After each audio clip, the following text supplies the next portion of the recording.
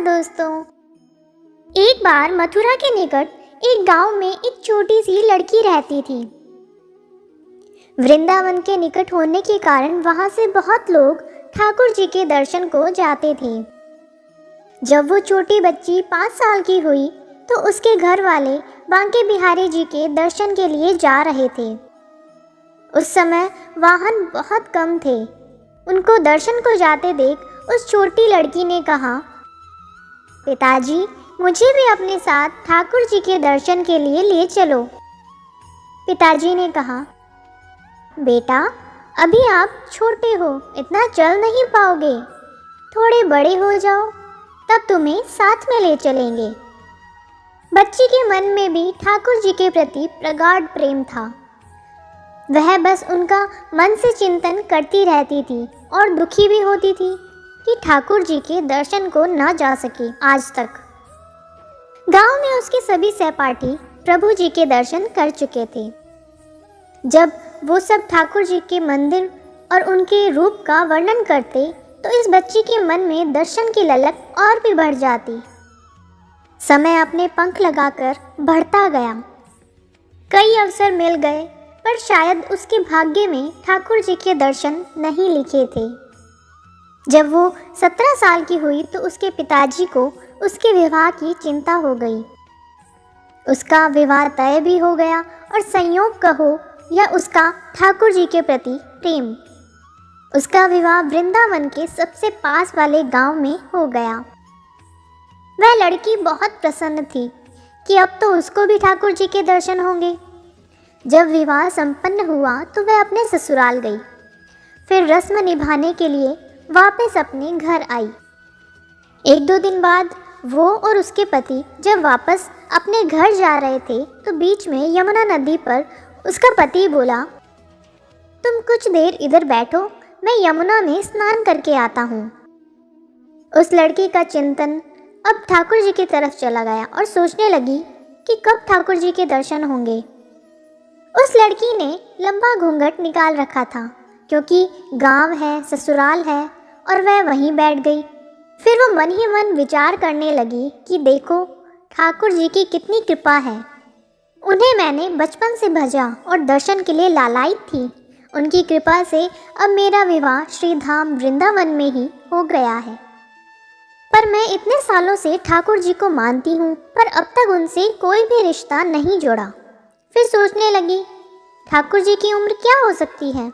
मेरे हिसाब से लगभग 17 वर्ष के ही होंगे। मेरे पति 21 वर्ष के हैं, उनसे थोड़े ही छोटे होंगे, इसलिए वो मेरे पति के छोटे भाई की तरह हुए तो मेरे देवर की तरह। लो, आज से ठाकुर जी मेरे देवर होंगे। अब तो ठाकुर जी से नया संबंध जोड़कर उसको बहुत प्रसन्नता हुई और मन ही मन ठाकुर जी से कहने लगी, ठाकुर जी अब से मैं आपकी भाभी और आप मेरे देवर हो गए।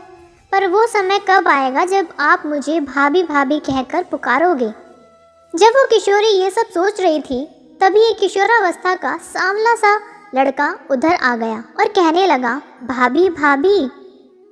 लड़की अचानक अपने भाव से बाहर आई और सोचने लगी, वृंदावन में मैं तो नहीं हूँ, ये भाभी कहकर कौन बुला रहा है? वो नई थी इसलिए घूंघट उठाकर भी नहीं देखा कि गांव के किसी बड़े बूढ़े ने देख लिया तो बड़ी बदनामी होगी। जब वह बालक बार बार कहता पर वह उत्तर ही ना देती। बालक उसके और पास आया और कहा, भाभी नेक अपना चेहरा तो दिखाई दे। अब वह सोचने लगी, अरे ये बालक तो बहुत जिद कर रहा है, इसलिए वह और कस के अपना घूंघट पकड़कर बैठ गई कि कहीं घूंघट उठाकर देख ना ले। फिर उस बालक ने कहा, भाभी आपने ये पर्दा क्यों कर रखा है? हम तो आपके देवर हैं।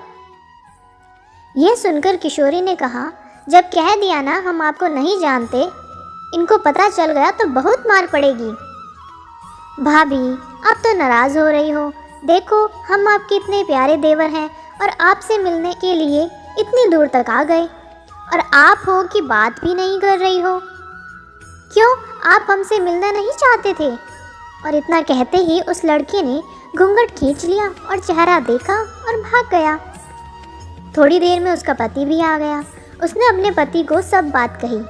पति बोला, अरे तुम इतना परेशान मत हो, क्योंकि वृंदावन ज़्यादा बड़ा नहीं है और कभी ना कभी वो बालक हमें किसी न किसी गली में नज़र आ ही जाएगा और फिर मैं उसे अच्छे से सबक सिखा दूंगा। बस जब तुम्हें वो कभी भी दोबारा नज़र आए तो मुझे ज़रूर बताना। और फिर दोनों घर की ओर चल दिए। कुछ दिन बीत चुके थे। एक दिन लड़के की माँ ने लड़के से कहा कि बेटा, तुम दोनों का विवाह हो चुका है और अब तो बहू अपने मायके से भी हो आई है, तो क्यों ना तुम दोनों जाकर श्री बांके बिहारी जी के दर्शन कराओ। तब लड़के ने कहा, ठीक है माँ, हम कल ही जाकर दर्शन कर लेंगे। अगले दिन दोनों पति पत्नी ठाकुर जी के दर्शन के लिए मंदिर जाते हैं। लड़की घूंघट में ही थी, तभी उसका पति उसके पीछे आया और बोला, घूंघट ऊपर कर लो, वरना भगवान के दर्शन कैसे करोगी। जब नई दुल्हन ने अपना घूंघट उठाया और बांके बिहारी जी की ओर देखा तो बांके बिहारी जी के स्थान पर वही बालक मुस्कुराता हुआ जो उसे यमुना तट पर भाभी बोल रहा था दिखाई दिया। उस बालक को श्री कृष्ण के स्थान पर देखने के बाद वो अपने पति को जोर जोर से आवाज़ लगाकर बुलाने लगी और जब पति आया और पूछा क्या हुआ तो उसने बताया कि उस दिन जो मुझे भाभी भाभी कहकर भागा था ना, वह लड़का मिल गया। पति ने तुरंत पूछा, कहाँ है, बताओ मुझे। तब पत्नी ने ठाकुर जी की तरफ इशारा करते हुए कहा, ये वही बालक है जो हमारे सामने है। और जब पति ने सामने देखा तो वो हैरान रह गया, क्योंकि वो बालक कोई और नहीं बल्कि खुद ठाकुर जी थे। और ये देखते ही वो अपनी पत्नी के चरणों में गिर गया और बोला, तुम बहुत ही धन्य हो। वास्तव में तुम्हारे हृदय में सच्चा भाव ठाकुर जी के प्रति है। हम इतने वर्षों से वृंदावन में हैं, पर आज तक हमने उनके दर्शन नहीं किए और तेरा भाव इतना उच्च है कि ठाकुर जी ने तुझे आते ही दर्शन दे दिए।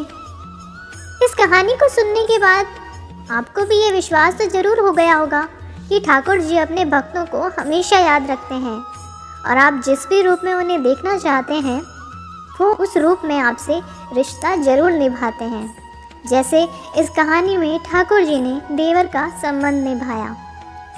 आशा करती हूँ आपको ये कहानी अच्छी लगी होगी। अपना साथ बनाए रखने के लिए धन्यवाद। फिर मिलेंगे दोस्तों एक नई कहानी के साथ। तब तक के लिए हंसते रहें, मुस्कुराते रहें, अपना ख्याल रखें और इसी तरह हमारे साथ जुड़े रहें। धन्यवाद। अगर आपको ये कहानी अच्छी लगी और इससे कुछ सीख मिली तो चैनल को सब्सक्राइब ज़रूर करें। आपका एक सब्सक्राइब हमें इसी तरह से नई नई कहानियाँ आपके लिए लाने के लिए प्रेरित करता है।